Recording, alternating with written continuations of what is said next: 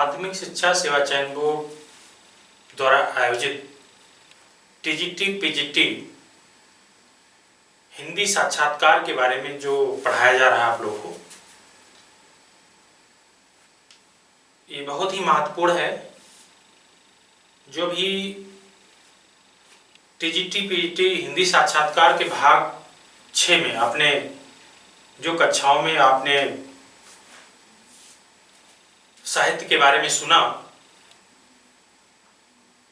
उसमें मैंने ये चर्चा किया था। जो साहित्य था पद्य में लिखे गए हैं, गद्य में लिखे गए हैं, चंपू में लिखे गए हैं। तो जो पद्य में है वो प्रबंध में लिखे गए और कुछ मुक्तक में लिखे गए। तो जो प्रबंध है उसके दो भाग हैं, महाकाव्य, खंडकाव्य। मुक्तक में गीत लिखे गए, प्रगीत भी हैं, अन्य प्रकार के काव्य जैसे नवगीत है, गजल है, लंबी कविता है। गद्य में निबंध, आलोचना, उपन्यास, कहानी, नाटक जैसी विधाएं आती हैं। कुछ ऐसी विधाएं हैं जो लघु विधा के नाम से जानी जाती हैं, जैसे आत्मकथा हुआ, जीवनी, संस्मरण, रेखाचित्र, रिपोर्टाज, यात्रावृत्त या डायरी, इंटरव्यू। यहाँ भी है एक पार्ट लघु विधा में जिसे भेंट वार्ता भी कहा गया है, साक्षात्कार भी कहा जाता है। तो एक लघु विधा का पार्ट है। एक चंपू है। तो मान लीजिए चंपू पूछा जाए तो चंपू क्या है? तो चंपू जो गद्य पद मिश्रित को चंपू कहा गया है। तो अगर इस पाठ द्वारा ऐसे भी प्रश्न पूछ लिया जाए कि ये बताइए कोई चंपू कृत बताएंगे, कोई जो चंपू में लिखी गई रचना हो, तो आप आदिकाल में एक रचना है राउल बेल, जो रोडा की रचना है, रोडा। तो जो गद्य पद्य मिश्रित चंपू कही गई है, तो राउल बेल शिलांकित कृत भी है। तो आप कह सकते हैं कोई चंपू रचना बताइए, तो आप कहेंगे राउल बेल। इसी तरह उर्वशी, जो देखिए उर्वशी दो लोग की रचना है, एक दिनकर की है और जयशंकर प्रसाद की है। तो जयशंकर प्रसाद की जो उर्वशी है वो चंपू कृत मानी गई है। तो अगर इस पाठ द्वारा ऐसे सवाल पूछे चंपू में कौन कौन सी रचना है, कोई चंपू कृत बताएंगे, तो आप राउल बेल भी कह सकते हैं और आप जयशंकर प्रसाद का उर्वशी भी कह सकते हैं। ध्यान देंगे हम लोग को जो भी आप इंटरव्यू साक्षात्कार भाग 6 में मैं आपको महाकाव्य की चर्चा कर रहे थे। तो जो प्रबंध काव्य बताया, फिर महाकाव्य बताया गया। उसमें खंड काव्य जो है, देखेंगे ये खंड काव्य जो लिखा गया है, ये खंड काव्य की परिभाषा भी 2016 प्रवक्ता में पूछा गया था। प्रश्न पूछा गया था खंड काव्य की परिभाषा क्या है। जो लोग प्रवक्ता की परीक्षा दिए होंगे, देखिए आप देख सकते हैं पेपर में कि खंड काव्य की परिभाषा है, ये प्रश्न पूछा गया। तो ध्यान देंगे ये आपके पेपर में भी पूछा जा चुका है और मान लीजिए आपके इंटरव्यू में पूछ लें कि बताइए, मान लीजिए कोई रचना पूछे तो आप किसी की रचना बताए, मान लीजिए मैथिलीशरण गुप्त की रचना पूछने लगे तो आप मैथिलीशरण की रचना तो बता दिए। अगर इस पर द्वारा पूछे जाए क्या है, महाकाव्य है कि खंड काव्य है, तो ये चीज मान लीजिए आप कहेंगे नहीं खंड काव्य में है। जैसे जयद्रथ बध एक बार प्रवक्ता की परीक्षा में आया था, जयद्रथ बध जो है मैथिलीशरण गुप्त की कैसी रचना है, तो खंड काव्य है, क्योंकि उन्होंने 2 महाकाव्य 19 खंड काव्य लिखे थे। तो अब खंड काव्य पूछे तो कहे खंड काव्य होता क्या है। तो कोई रचना अगर आप बता रहे हैं, एक्सपर्ट पूछ रहे हैं, तब भी वहां आपसे उलझा सकते हैं प्रश्न। और आप यहाँ मैंने जो बताया कि जो प्रबंध काव्य के 2 भेद हैं, महाकाव्य और खंड काव्य, तो खंड काव्य क्या है प्रश्न अगर पूछे एक्सपर्ट द्वारा, तो आप कैसे परिभाषित करेंगे। देखिए जो खंड का अर्थ अंश या हिस्सा होता है। खंड का मतलब कि खंड का अर्थ ही है अंश या हिस्सा। जैसे महाकाव्य का क्या अर्थ है, महान काव्य। उसी तरह खंड का अर्थ है, चूंकि खंड काव्य पढ़ रहे हैं तो उसमें खंड का क्या अर्थ है, अंश या हिस्सा। ये महाकाव्य का आंशिक रूप से, महाकाव्य का ही आंशिक रूप से अनुसरण करने वाली विधा खंड काव्य कही जाती है। फिर से ध्यान देंगे, खंड काव्य क्या है, महाकाव्य का आंशिक रूप से अनुसरण करने वाली विधा जो होती है वह खंड काव्य कहलाती है। और खंड का अर्थ ही होता है अंश या हिस्सा। इसमें कोई एक प्रसंग, घटना या किसी बड़ी कथा का एक अंश, किसी एक वस्तु का वर्णन हो सकता है। विषय वस्तु का वर्णन हो सकता है। महाकाव्य की भांति इसमें जीवन की समग्रता यानी पूरी कथा नहीं होती है। महाकाव्य में जो पूरी कथा का वर्णन होता है, महाकाव्य की भांति इसमें जीवन की समग्रता और ध्यान देना, इसमें पूरी कथा नहीं होती है। जैसे मैथिली गुप्त का उदाहरण लेंगे, जो एक राष्ट्र कवि हैं, उनकी एक रचना है जयद्रथ वध। ये माध्यमिक शिक्षा सेवा चयन बोर्ड पीजीटी 2010 के विज्ञापन में हुआ परीक्षा, 10 में विज्ञापन हुआ और 2011 में परीक्षा हुई। इसमें पूछा भी गया था मैथिली गुप्त की जो जयद्रथ वध है कैसी रचना है, तो विकल्प में एक खंड का था, वही विकल्प लगाना था। तो मैथिली गुप्त की रचना जो जयद्रथ वध है एक खंड काव्य है, क्योंकि इसमें महाभारत की पूरी कथा ना होकर के केवल अर्जुन के द्वारा जयद्रथ के मारे जाने की घटना का ही वर्णन किया गया है। आपने मैथिली गुप्त की रचना पंचोटी पढ़े होंगे, तो पंचोटी मैथिली गुप्त की रचना ये भी खंड काव्य है, और एक पंचोटी प्रसंग पढ़ते हैं। तो जब पंचोटी प्रसंग कहा जाए तो ये पंचोटी प्रसंग निराला की लंबी कविता है और पंचोटी मैथिली गुप्त की रचना है। तो पंचोटी प्रसंग लंबी कविता है और पंचोटी मैथिली गुप्त का एक खंड काव्य है। हम इन लंबी कविता के बारे में भी चर्चा करेंगे, क्योंकि जितना बताया जा रहे हैं, अगर वास्तविक रूप से बहुत ईमानदारी से बातों को सुनेंगे और तैयार कर लेंगे, तो मैं बहुत बड़ी बात नहीं कर रहा हूं। माध्यमिक शिक्षा सेवा चयन बोर्ड में जब जाइएगा, बोर्ड में जिस दिन आपका साक्षात्कार होगा, आपके अंदर कितना कॉन्फिडेंस, आत्मविश्वास दिखेगा वो आप खुद ही महसूस कर सकते हैं, मुझे बताने की जरूरत नहीं है। क्योंकि 2016 की जो परीक्षा हुई, जिस तरह से इंटरव्यू की तैयारी 2016 के विज्ञापन में चाहे कोई भी संस्थान के लोग करा रहे हैं, चाहे मैं बता रहा हूँ, 2013 में ऐसी कोई बात नहीं थी, और ना कोई इस तरह का महामारी थी कि संस्थाएं बंद थी। इस तरह की तैयारी कभी इंटरव्यू के नहीं कराए जाते थे। पहली बार ऐसे 2020 जो चल रहा है, इसमें 2016 के विज्ञापन में इस तरह की क्लासें चलाई जा रही हैं इंटरव्यू के लिए, और जो आपको बहुत ही फायदेमंद होगा। तो जो इस तरह के क्लास करके अगर आप इंटरव्यू बैठते हैं, जैसे आप सेल्फ स्टडी करते हैं उस तरह इंटरव्यू देने जाइए। आप कोचिंग के माध्यम से कोचिंग पढ़ करके और परीक्षा पास किए हैं, तो दोनों लोग जब इंटरव्यू जाएंगे तो कितना अंतर होता है। जो संस्थान में पढ़े रहते हैं उनमें और जो सेल्फ स्टडी के रहते हैं, जब अभी वार्ता किया जाए तो देखिए आत्मविश्वास की बात आती है, बहुत सारी चीज़ें एकदम फुल कॉन्फिडेंस में बात करते हैं जो संस्थान में पढ़ते हैं। तो जिस तरह की इसका डिस्कशन हम लोग कर रहे हैं इंटरव्यू पे, कि ऐसे ऐसे प्रश्न बताए जा रहे हैं कि ऐसे पूछा जाए तो ऐसा कहेंगे, ऐसा जब पूरा पाठ्यक्रम आप पढ़ ही लेंगे और सुन लेंगे तो आपसे क्या पूछेंगे वो जो है कि आप कौन से प्रश्न के उत्तर को जवाब नहीं दे सकते हैं। तो ये बहुत ही इंपॉर्टेंट होगा। देखिए, तो मैंने खंड काव्य की चर्चा कर रहे थे, तो पंचोटी और पंचोटी प्रसंग, तो हम जैसे खंड काव्य परिभाषित कर रहे हैं, फिर आपको लंबी कविता के बारे में इसे बताएंगे। तो जैसे पंचोटी मैथिली गुप्त की रचना है, ये भी एक खंड काव्य है। यह काव्य रामायण की कथा पर आधारित तो है, पर इसमें रामायण की पूरी कथा नहीं है।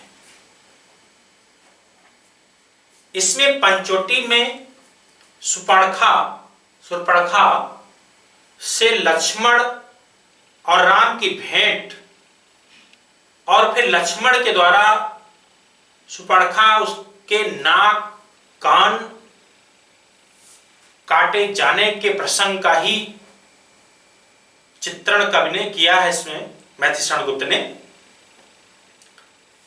उसी तरह आपने एक दिनकर की रचना रश्मरथी पढ़े होंगे, उसमें कर्ण के जीवन पर आधारित होगी, वो भी एक खंड काव्य है। क्योंकि मैथिली गुप्त के दो ही महाकाव्य थे, साकेत था, एक द्वापर था। तो दिनकर का रश्मरथी जो ये भी कर्ण पे आधारित है, कर्ण के जीवन पर आधारित, वो भी एक खंड काव्य है।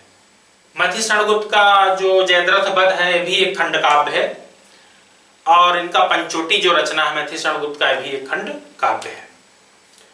तो आपने खंड काव्य के बारे में जो पढ़ा, अब देखिए खंड काव्य में एक प्रवक्ता में परीक्षा हुई हाल ही में और साक्षात्कार उसी के आने वाले हैं।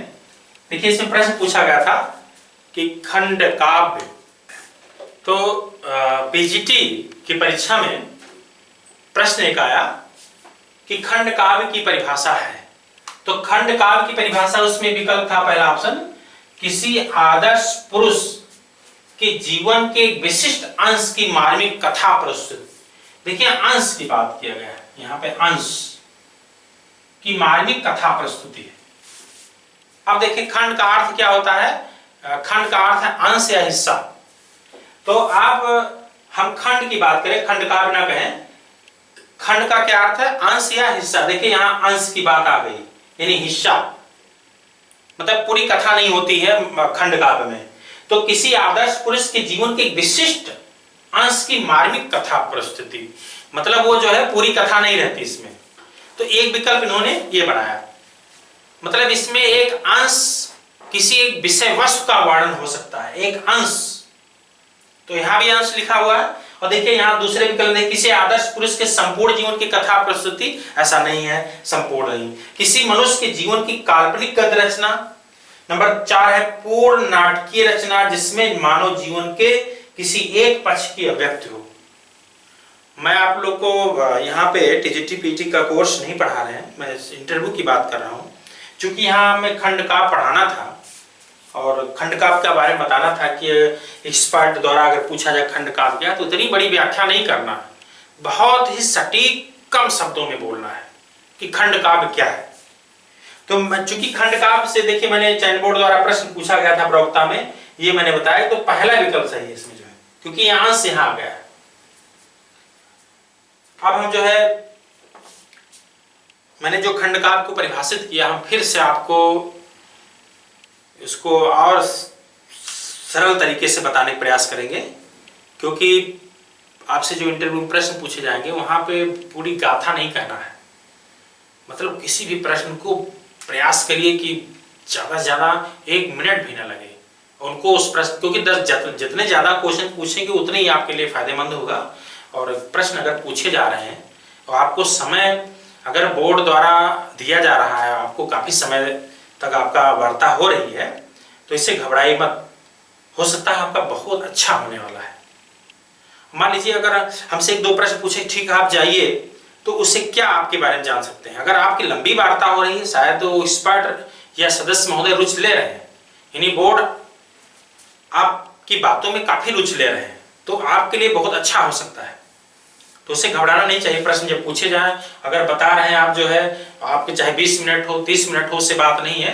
अगर आपसे 1-2 क्वेश्चन करके जब हटा दिए जाते हैं तो आपके बारे में क्या जान सकते हैं, तो इसलिए बहुत ही अच्छा होगा अगर वार्ता आपकी लंबी चल रही है, क्योंकि इंटरव्यू का एक अर्थ भेंट वार्ता भी होता है, साक्षात्कार भी, इंटरव्यू। तो अगर लंबी वार्ता हो रही तो आपके बहुत ही इंपॉर्टेंट हो सकते हैं, आपके अंक अच्छे मिल सकते हैं बोर्ड द्वारा।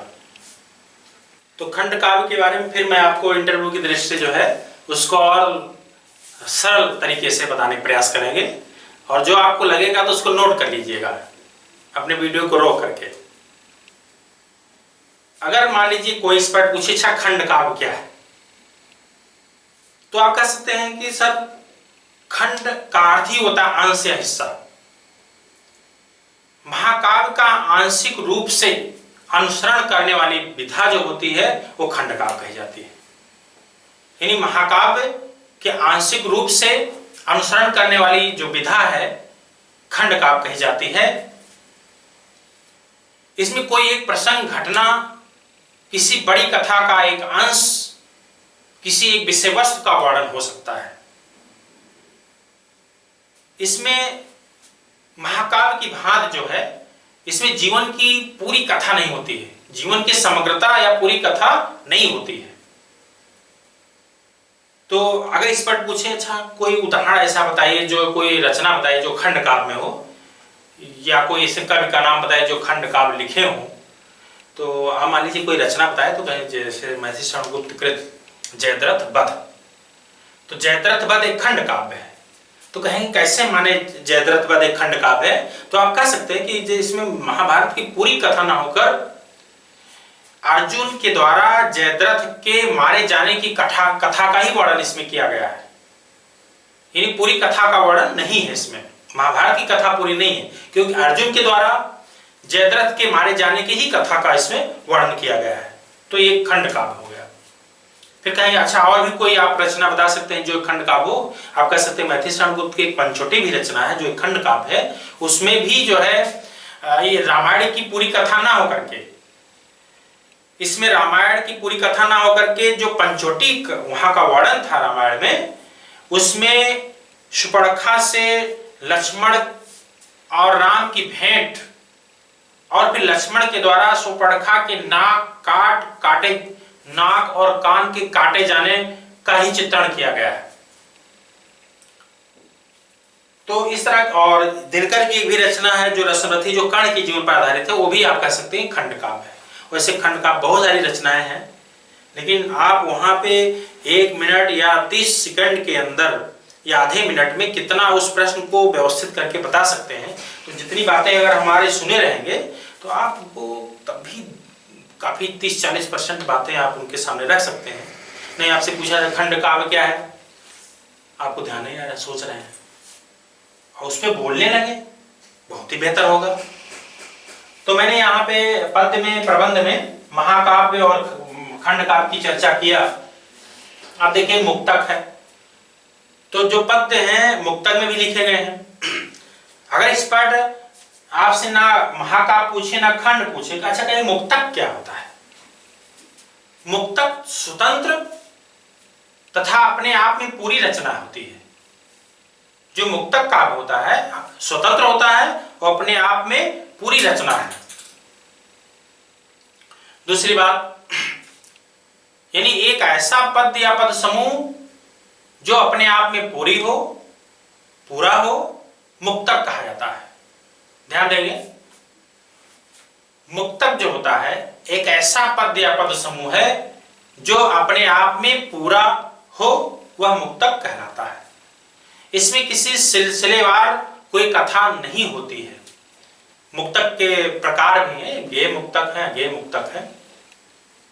तो यहाँ पे जो है मुक्तक जो है में गीत भी आते हैं, मुक्तक जो लिखे गए हैं गीत भी होते हैं, प्रगीत भी होते हैं, अन्य प्रकार के भी काव्य हैं, जैसे नवगीत है, गजल है, लंबी कविता है।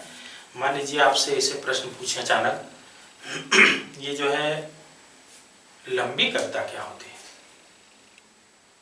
या पूछा जाए छायावाद में कोई ऐसे कवि की कोई रचना बताए जो लंबी कविताओं में हो, तो छायावाद में निराला ने भी लंबी कविता लिखी है, जैसे राम की सत पूजा। और आप प्रयोगवाद में जाएंगे तो एक मुक्तबोध कवि हैं, उन्होंने भी अंधेरे में एक लंबी कविता लिखी है। प्रयोगवाद के प्रवर्तक में ही एक अज्ञेय हैं जो उन्होंने असाध्य पीड़ा लंबी कविता उनकी लिखी गई है। तो अगर पूछे अच्छा लंबी कविता होता क्या है, जो आधुनिक साहित्य है, अब हम जो लंबी कविता की चर्चा कर रहे हैं, आधुनिक साहित्य में खंड काव्य का स्थान लंबी कविता ने ले लिया है। लंबी कविता प्राय मुक्त छंद में लिखी जाती है। यह वर्णनात्मक होता है, विवरणात्मक होता है और भाव प्रधान भी हो सकता है। ध्यान देंगे, आधुनिक साहित्य में खंड काव्य का स्थान लंबी कविता ने ले लिया है। यह प्राय मुक्त छंद में लिखी जाती है। तो ऐसे भी सवाल पूछ सकते हैं कि कौन सी कविता होती है जो मुक्त छंद में लिखी जाती है? आप कह सकते हैं लंबी कविता। तो कहीं उदाहरण कोई बता सकते हैं? तो निराला की राम की सत पूजा भी लंबी कविता है। मुक्तबोध की अंधेरे में जो कविता वो भी लंबी कविता है। और आपके अज्ञेय के साथ भी लंबी कविता है। तो ये लंबी कविता के बारे में परिभाषित हो गया, इंपॉर्टेंट था। गीत के बारे में पूछा जाए, गीत क्या होता है? मुक्तक का ऐसा रूप जो गाए जाने के लिए ही हो, गीत कहा जाता है। मुक्तक का ऐसा रूप, यानी मुक्तक का ऐसा रूप जो गाए जाने के लिए ही हो, मुक्तक में गीत कहलाता है। गीत के दो भाग होते हैं, एक अस्थाई होता है, एक अंतरा होता है। तो बहुत ज्यादा डीपली ना जान करके बस गीत क्या है इसके बारे में। अब एक प्रगीत हो क्या है? मुक्तक की श्रेणी की रचनाओं में प्रगीत एक नई विधा है। इसे गीत काव्य भी कहा जाता है। प्रगीत एक ऐसी लयबद्ध पद रचना है जो छंद या मुक्त छंद दोनों भी हो सकती है। इसमें कवि की निजी भावनाएं व्यक्त होती हैं। जैसे निराला की कविता है स्नेह निर्झर बह गया, ये भी एक प्रगीत का ही एक उदाहरण है। तो आपने जो भी आज की क्लास में टीजीटी पीजीटी हिंदी के साक्षात्कार के बारे में जो अध्ययन कराया गया, मैंने खंड काव्य पे विस्तृत व्याख्या किया। मुक्तक क्या है इस पे मैंने बताया गया। गीत क्या है इसके बारे में बताया गया। प्रगीत क्या है ये भी है। लंबी कविता क्या है इसके बारे में बताया गया। तो इस तरह के टॉपिक वाइज हम लोग जो पढ़ रहे हैं, अब हम लोग आगे इस पे साहित्य में आदि काल पे चर्चा करेंगे। हिंदी साहित्य के इतिहास पे अब चर्चा करेंगे। हाँ, अभी एक चीजों पर ध्यान देना है। वो हिंदी साहित्य के इतिहास पहले हम निबंध क्या है, आलोचना क्या है, उपन्यास क्या है, कहानी क्या है, नाटक क्या है, क्योंकि यहाँ से भी एक्सपर्ट द्वारा प्रश्न पूछ लिए जाते। कभी कभी आत्मकथा क्या है, तो अब आत्मकथा को परिभाषित किए, फिर आत्मकथाओं के नाम पूछने लगे। फिर कहेंगे अच्छा जीवनी क्या होता है, संस्मरण क्या है, रेखाचित्र क्या है, रिपोर्टाज क्या है, यात्रावृत्त क्या है। तो इस पे भी हम परिभाषित करके तब हम हिंदी साहित्य के इतिहास पे आएंगे, क्योंकि इस तरह के बहुत सारे सवाल पूछ सकते हैं कि निबंध क्या होता है, आलोचना क्या होता है, उपन्यास के तत्व कौन है, कहानी के तत्व कौन से, नाटक के तत्व कौन है, आत्मकथा क्या है, या कोई महिला आत्मकथा लेखिकाओं के नाम बताइए, दलित आत्मकथाओं के नाम बताइए। तो ये चीजें मैं पहले सबको परिभाषित कर देंगे, तो फिर आपको जो है हिंदी साहित्य के इतिहास पे आएंगे, तब फिर आदिकाल से लेकर फिर पूरे साहित्य पे चर्चा करेंगे। क्योंकि मोस्ट इंपॉर्टेंट, क्योंकि ये ध्यान देंगे दो विषय विशेषज्ञ आपसे प्रश्न विषय से पूछे जाएंगे। और एक टॉपिक आपका रहेगा टीचिंग का, जो आपको पढ़ाने के लिए कहा जाएगा। और मैं जितना, जब मेरा ये पाठ्यक्रम पूरा हो जाएगा इंटरव्यू लगते लगते, अभी जब इंटरव्यू के डेट आएंगे उसके पहले बहुत सारी आपकी तैयारियां करा चुके देंगे। और ध्यान देंगे जो हमारे वीडियो आप देखिए या जो भी देख रहे हैं, नाम और मोबाइल नंबर आप कमेंट में जो है लिखने का प्रयास करेंगे, ताकि हम जान सकें कि हमारे वीडियो को निरंतर संस्थान के लोग देख रहे हैं या और भी लोग देख रहे हैं। तो जो हम तो काउंट कर ही रहे हैं कि 500 लोग 600 लोग अक्सर देख रहे हैं। तो परंपरागत ये वीडियो जो देखे जा रहे हैं इंटरव्यू, जब आपकी एक लेवल की तैयारी हो जाएगी तो मैं कॉल करूंगा आप लोग से और हम डायरेक्ट क्वेश्चन पूछेंगे, प्रश्न पूछेंगे, आप उसके जवाब देंगे। तो उसके आप पहले से तैयारी रखेंगे, तो मैं देखूंगा कि आप से अगर प्रश्न पूछे जा रहे हैं कि आप उत्तर कैसे दे रहे हैं। लेकिन अभी हमें इसको नहीं, मैं आपको पूरे आत्मविश्वास दिला देंगे, पहले हर चीज पढ़ा दे रहे हैं, उसके बाद प्रश्न पूछेंगे, अभी नहीं। क्योंकि लास्ट में सिर्फ एक अभ्यास होगा, प्रैक्टिस होगा, आपके डर भय को दूर किया जाएगा। उस तरह के हम मोबाइल के माध्यम से अगर संस्थान खुल गए तो संस्थान में ही आप लोग को बुलाए जाएंगे। एक इंटरव्यू का अलग क्लास होगा और ज़्यादा से ज़्यादा अभ्यास कराए जाएंगे, क्योंकि बहुत ही मोस्ट इम्पॉर्टेंट ये भर्ती है। क्योंकि 4 साल बाद ये भर्ती फाइनल हो रही है। बहुत सारे लोग ने इतने सालों से तैयारी किया है और कोई पॉइंट से छट जाए तो ये बहुत दुखद बात होगी। तो इसीलिए हम हर प्रयास पूरी तरीके से, सारे तरीके बताए जाएंगे कि आप लोगों को कोई आपके बताने की वजह से आपका चयन न रुके कि आप क्वेश्चन नहीं बोल पाए। कभी कभी एक्सपर्ट या सदस्य महोदय ऐसा कहते हैं कि आप क्वेश्चन नहीं बता पा रहे हैं, तो ऐसे सवाल ना आपके आए भावना कि हमने क्वेश्चन को जवाब नहीं दे पाया, आपको संतुष्टि नहीं मिली। तो मैं ये चीज़ आप लोग को ध्यान रखना, अपने नाम, मोबाइल नंबर आप लोग चाहे कमेंट या हमारे जो ग्रुप बने हुए हैं उसमें आप मैसेज करेंगे, और ताकि हम उस पर हम कॉल करेंगे और आपसे जितने भी टॉपिक के क्वेश्चन बन सकते हैं चयन बोर्ड द्वारा या सदस्य या एक्सपर्ट विशेषज्ञों द्वारा, वो हम प्रश्न आपसे पूछेंगे और एक एक कैंडिडेट से 10-10, 15-15 क्वेश्चन पूछ के हम देखेंगे कहाँ कमी है। तो जहाँ आप नहीं बता पाएंगे फिर वहाँ हम लोग फोकस करेंगे कि यहाँ गलती आप लोग कर रहे हैं, ताकि पूरी तैयारी के साथ आप लोग चयन बोर्ड में इंटरव्यू देने जाएंगे और आप बहुत अच्छा प्रदर्शन करके आएंगे। और फिर अगले क्लास में हम जो है कुछ साहित्य की परिभाषाएं और हैं उसको परिभाषित करते हुए इसको कंप्लीट करेंगे। तब फिर हम काल विभाजन पे आएंगे, आदिकाल से संबंधित भक्ति काल, रीत काल सब पाठ आगे पढ़ाए जाएंगे।